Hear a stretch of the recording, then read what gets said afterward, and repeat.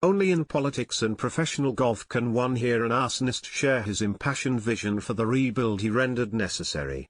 So it was Monday when player directors on the PGA Tour's board met Yasir Al-Rumayyan, who as head of Saudi Arabia's public investment fund has single-handedly financed the ravaging of the sport. A day later, two golfers on either side of the schism he created indicated how they're reconciled, or not, to the consequences of their decisions.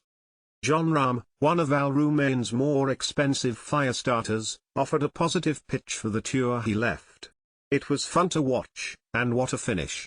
Jesus Christ, that was one that was fun to watch," he said of the Players' Championship, before admitting he has watched other tournaments that he's no longer eligible to play, 3 of which he won last season. "It's gut-wrenching to watch, but it made for great TV, and it was really fun."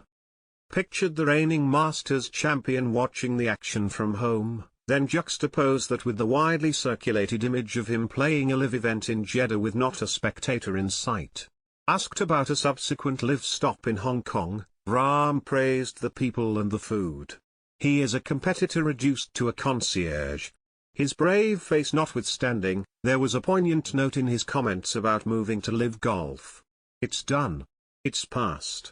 It's a decision I made, and I'm comfortable with it," he said. "But I'm hoping I can come back."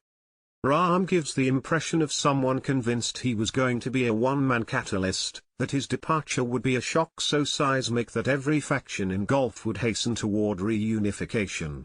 By now, he must realize that a path back to the PGA Tour is not yet paved and that, bar 4 weeks a year, he will be competing before sparse galleries for the foreseeable.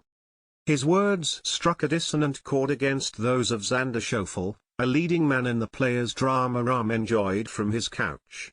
"I'm very content with where I sit right now," Schauffele said. "I don't have any regrets of what I've done or what I'm doing, so I'm sleeping just fine at night knowing where I stand." Their respective comments illustrate the only constant in recent years: golfers making decisions based wholly on self-interest and where they are in their careers, not for any more noble motive, and certainly not for the well-being of the tours from which they earned a stout living. As competitors, golfers ought to be selfish and focus on themselves. But that trait is also why they shouldn't be positioned to heavily influence decisions that have enormous ramifications for the PGA Tour's broader business. Just such a decision is nearing. I asked someone who was in the room for the Al-Rumayyan meeting in the Bahamas to characterize it.